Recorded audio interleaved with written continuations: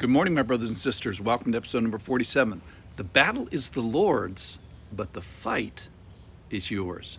So you may have heard the term, the battle is the Lord's, and ultimately that is true, and theologically that is true. But there's a part in this passage that says it's also our fight. So whose sword is it? Whose effort does he typically use to do his work? Ours. It's not let go and let God. It's more like, hey, let's get going with God. So we're going to learn what's required to be a soldier, an actual soldier in 1250 BC. And a lot of this today is really actually about what is the preparation, what's the mental and spiritual preparation as you draw near to the battle. You know, it has primarily to do with circumstances of life and especially your heart. So let's listen in. This is from Deuteronomy chapter 20. When you go out to war against your enemies and see horses and chariots and an army larger than your own, you shall not be afraid of them. For the Lord your God is with you. Let me say that again. The Lord your God is with you, who brought you out of the land of Egypt. And when you draw near to the battle, the priest shall come forward and speak to the people and say to them, Hear, O Israel, today you are drawing near for battle against your enemies. Let not your heart be faint. Do not fear or panic or be in dread of them. For the Lord your God is he who goes with you to fight for you against your enemies, to give you the victory. Let me say that verse 4 again. For the Lord your God is he who goes with you to fight for you against your enemies, to give you the victory. Then the officer shall speak to the people, saying, Is there any man who has built a new house and is not dedicated? Let him go back to his house, lest he die in battle, and another man dedicate it.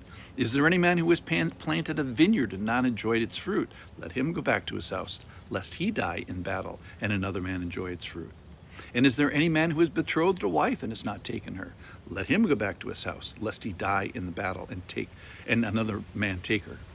And the officers shall speak further to the people and say, Is there any man who is fearful and faint-hearted? Let him go back to his house, lest he make the heart of his fellows melt like his own. And when the officers had finished speaking to the people, then commanders shall be appointed at the head of your people. So your fear, this is amazing, your fear can melt the heart of your fellow soldiers. Your fear or your footing affects others. So be careful with your fear. Let's set your heart against doing badly there. So my guess is if your foundation is poor, it's because of earlier in the passage where he says, Let not your heart faint. Do not fear or panic or be in dread of them. For the Lord your God is he who goes with you to fight for you against your enemies to give you victory. So if your heart is faint from failure, to know that it is the Lord's fight. So if your heart is faint, it's probably because of your failure to know that it's the Lord's fight, or at least half the fight. He goes with you to fight for you against your enemies. So this is going to require some cooperative effort of you and the Lord. That is, you are not excused from fighting. Christianity is not for sissies. There are battles. There is fighting. The Lord fights by fighting with you. So the battle is the Lord's, but the fight is yours, or at least half of it. He fights with you and for you. All right, so there's a season for single-minded fighting, but if you're not single-minded, then it's not a good season.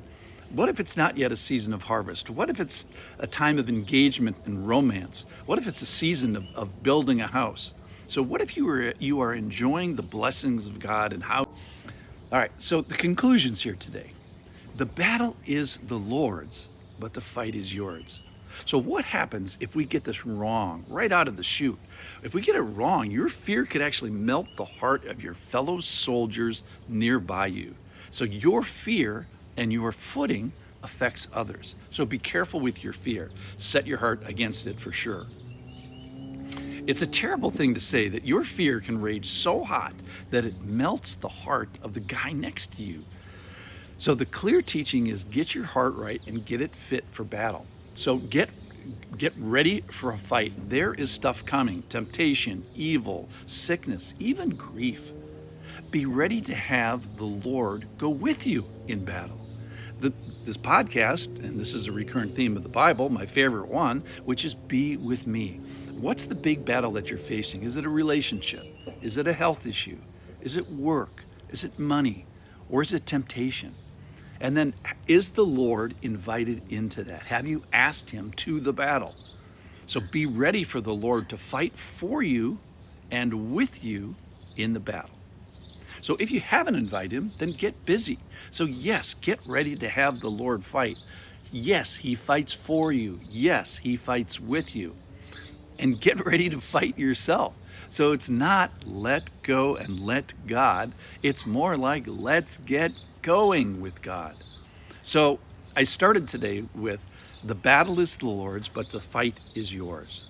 So the battle is the Lord's and the fight is yours. And the fight is his. He fights for you. He fights with you.